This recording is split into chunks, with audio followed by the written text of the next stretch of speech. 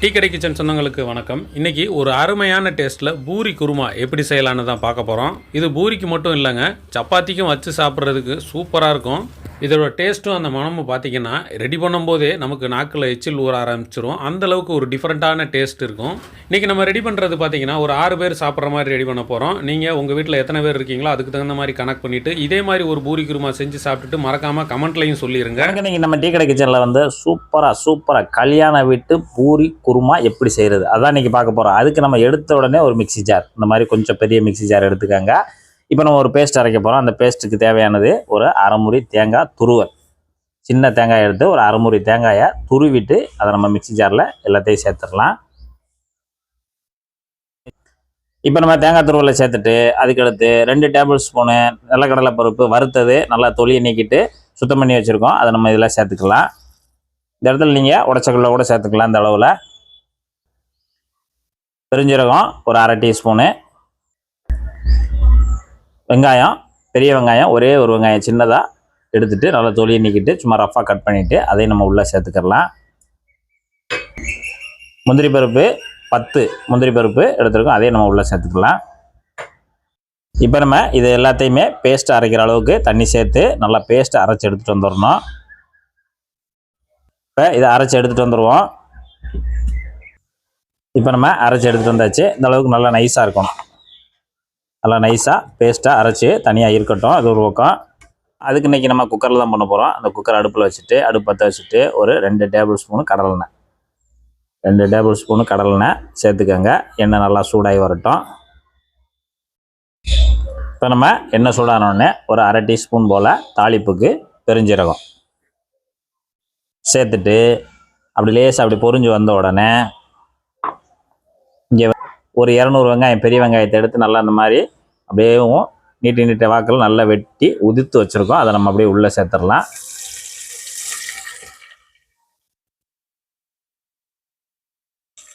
நம்ம அந்த குருமாவுக்கு வெங்காயம் கொஞ்சம் எக்ஸ்ட்ரா இருந்தால் தான் நமக்கு அந்த கிழங்கோடு சேர்த்து சாப்பிடும்போது நல்லா சூப்பராக அந்த ஒரு டேஸ்ட் நல்லா வரும். அந்த வெங்காயம் டேஸ்ட் கடித்து சாப்பிடும்போதும் அந்த உருளைக்கிழங்கு கடித்து சாப்பிடும்போது அந்தளவுக்கு அருமையாக இருக்கும்.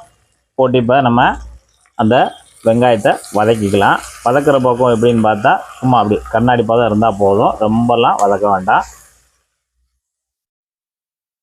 இப்போ நம்ம வெங்காயம் கண்ணாடி பதத்துக்கு வதங்கி வரட்டும். லாஸ்ட்டாக ஒரு மசாலா சேர்க்க போகிறோம். அந்த மசாலா தான் நமக்கு இதில் வந்து ஒரு சூப்பரான ஒரு டேஸ்ட் எடுக்க போகுது. அதுவும் உங்கள்கிட்ட இருக்கக்கூடிய மசாலா தான், என்னன்றதை நீங்கள் போடும்போது பார்த்துக்கோங்க. இன்றைக்கி நம்ம காரத்துக்கு வந்து வேறு எதுவும் சேர்க்க போகிறதில்ல, மிளகா காரம் மட்டும்தான். அந்த மிளகா காரம் வந்து இன்றைக்கி நான் மீடியம் சைஸில் ஒரு 5 மிளகா எடுத்திருக்கேன். நீங்கள் காரத்துக்கு தக்கன ஈக்குவல் பண்ணி 1-2 கூட்டி குறைச்சி சேர்த்துக்கோங்க. இப்போ இது 5 மிளகா அந்த மாதிரி கட் பண்ணி வச்சுருக்கோம். அதை உள்ளே சேர்த்துட்டு அதையும் நம்ம வெங்காயத்தோட நல்லா அந்த எண்ணெயில் பிரட்டி கொடுத்துருங்க.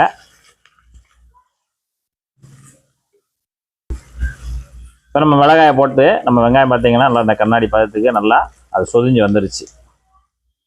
இந்த அளவுக்கு நல்லா வதங்கின உடனே நம்ம இஞ்சி பூண்டு பேஸ்ட்டு 1 டேபிள் ஸ்பூனு எடுத்து வச்சுருக்கோம் அரைச்சி. இந்த மாதிரி அதையும் நம்ம உள்ளே சேர்த்துடலாம். 1 டேபிள் ஸ்பூனு இஞ்சி பூண்டு சேர்ந்தது அதையும் சேர்த்து இந்த வெங்காயம் பச்சை மிளகாவோட நல்லா ஒரு நிமிஷம் மட்டும் பிரட்டி கொடுத்துருங்க.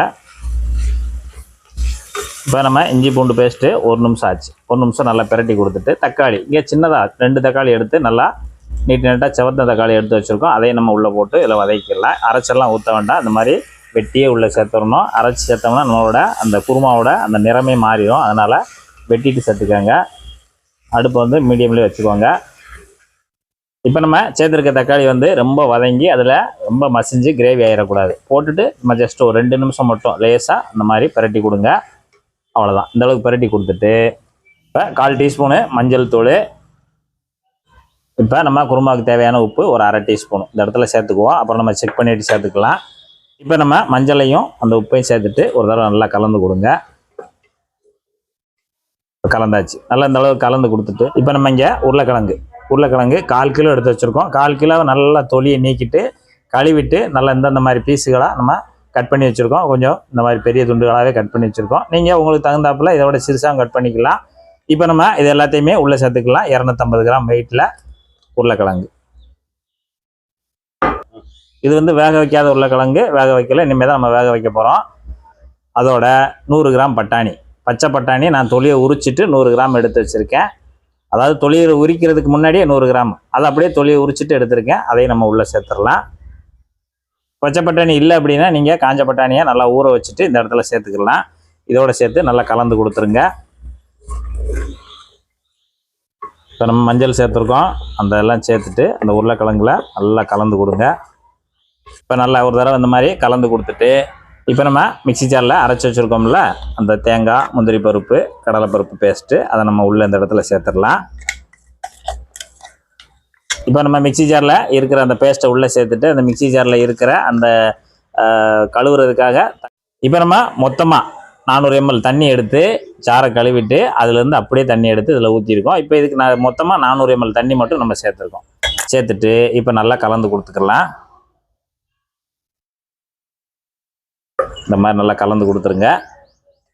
இப்போ நம்ம அப்படியே குக்கர் மூடி போட்டு ஒரே ஒரு விசில் வேக வச்சு எடுக்க போகிறோம். ஒரு விசில் அடிக்கட்டும். பண்ணிடலாமா? இப்போ நம்ம ஒரு விசில் நல்லா அடிச்சிருச்சு. அந்த கேஸ் எல்லாம் நல்லா ரிலீஸ் ஆனோடனே நம்ம திறந்துடலாம். சூப்பராக ரெடியாக இருக்குது. அப்படியே வருதே ஒரு வாசனை. அப்பா, கல்யாண வீட்டில் அப்படியே இந்த கல்யாண வீட்டு வாசனை வருதே இல்லை, நம்ம பூரி குருமா வாசனை அந்த அளவுக்கு ஜம்முன்னு வருது. இந்த அளவுக்கு கொஞ்சம் கிரேவி அந்த அளவுக்கு இருந்தால் தான் நமக்கு அடுத்தடுத்து நம்ம ஊற்றி சாப்பிட்றதுக்கு நல்லாயிருக்கும். ரொம்ப கெட்டியாக வச்சுட்டோம்னா கூட வெறும் காயாக தான் இருக்கும். நம்ம எடுத்து சாப்பிடும்போது அது அந்த அளவுக்கு இதாக இருக்காது. அதனால் இந்த அளவுக்கு கொஞ்சம் கிரேவியும் இந்த அளவுக்கு காயும் தெரியணும். நமக்கு அந்த ஒரு விசில்லே நல்லா உருளைக்கிழங்குலாம் வெந்து வந்துருச்சு, அருமையாக வெந்துருச்சு.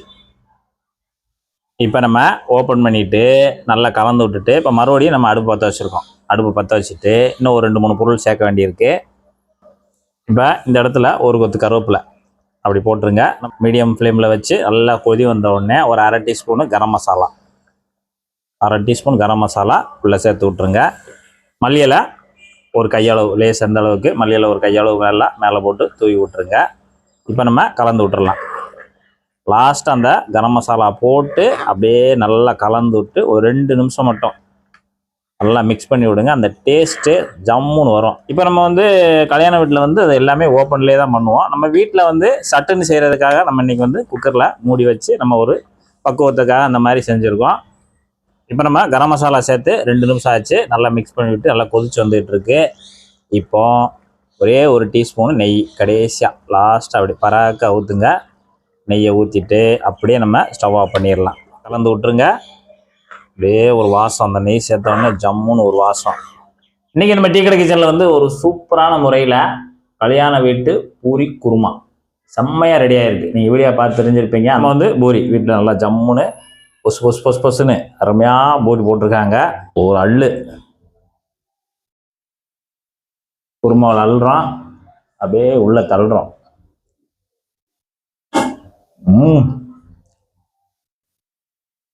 வா, அருமையாக இருக்கு.